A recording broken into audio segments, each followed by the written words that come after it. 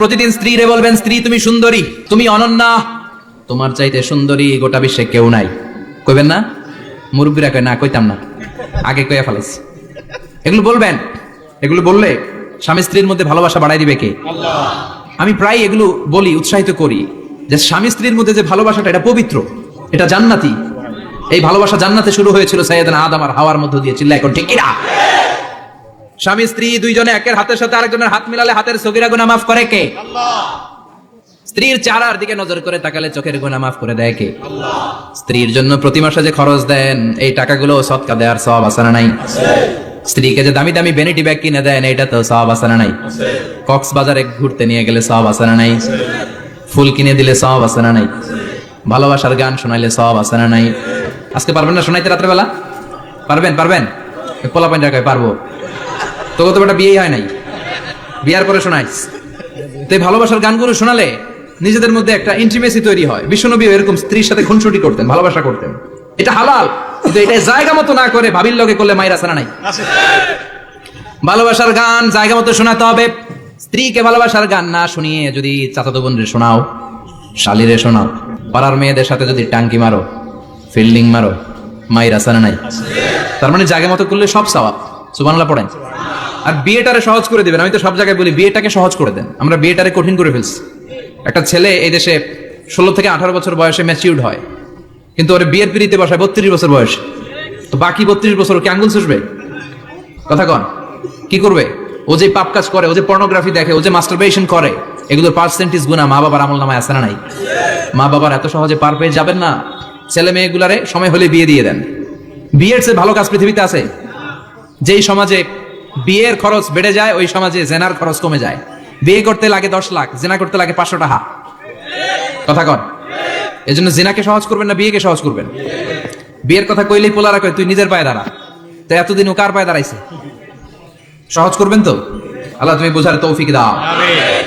লাকাদ খালাকনাল ইনসানা ফি আহসানি তাকওয়িম। আমি মানুষের চেহারাটা সবচাইতে চমৎকার অবয়ব দিয়ে তৈরি করেছি রে গোলাম। সুবহানাল্লাহ। পৃথিবীতে যত প্রাণী আছে সব সৃষ্টির মধ্য থেকে আমাদের সৃষ্টিটা সুন্দর না? আপনি হিউম্যান অ্যানাটমি নিয়ে যদি গবেষণা করেন, কেমনি আল্লাহ আমাদের এখানে হার্ট দিলেন, লাঞ্চ দিলেন, হ্যাঁ, তারপরে 206টা হাড্ডি দিলেন। হাড্ডিগুলো আবার ব্যান্ড করা যায়, দেখছেন? বাঁকা করা যায় না? এটা বাঁকা করা যায়। বাঁকা না করলে আপনি খাইতে পারতেন? ক্রিকেট যারা খেলো, পেস বল করতে পারতা? স্পিন বল, হ্যাঁ, অফিস স্পিন, লেগ স্পিন, কয় হুজুরও জানে কেমনে রে? তোর থেকে শিখছি বেটা। তো এই যে ছেলেপেলারা এরকম অফ স্পিন করে, লেগ স্পিন করে, এগুলো হচ্ছে আল্লাহ দেয়া কারিশমা। হাত ঘুরানো যায়। আল্লাহ যদি এটাকে এরকম ব্যান্ড করার সুযোগ না দিতেন, করতে পারতাম? আবার এইখানেও বাঁকা করার সুযোগ আছে না নাই? এইখানেও আছে না নাই? আবার এইখানেও আছে না নাই? কত কাজ। বাজার করে যখন বাজারের ব্যাগ যখন নিয়ে আসেন, কোথায় ধরে রাখেন? আঙ্গুলে ধরে রাখতে হয়। ক্যারাম যখন খেলো, কি দিয়ে টোকা মারো? সুবহানাল্লাহ কয় না পোলাপান? আহা, কত খেলার সিস্টেম আল্লাহ দিলেন। আবার ক্রিকেটের মধ্যে 2 আঙ্গুল তুললে কি? ওই যে সব মুখস্থ। আবার 1 আঙ্গুল তুললে কি? দেখছেন ঘটনা? আউট। কত কাজ এই আঙ্গুল দিয়ে। এই আঙ্গুলগুলোর বাঁকা করার, বেন্ড করার ক্ষমতা আমাদেরকে দিয়েছে কে? আল্লাহ। এজন্য আল্লাহ বললেন লাকাদ খালাকনাল ইনসানা ফি আহসানি তাকওয়িম। আমি মানুষের চেহারাটা সবচাইতে সুন্দর করে তৈরি করেছি। মানুষ সুন্দর, আমাদের চোখ সুন্দর না মিয়া? আমাদের চোখ যদি সুন্দর হতো তাইলে আমরা বুঝতাম মানুষগুলো কত সুন্দর।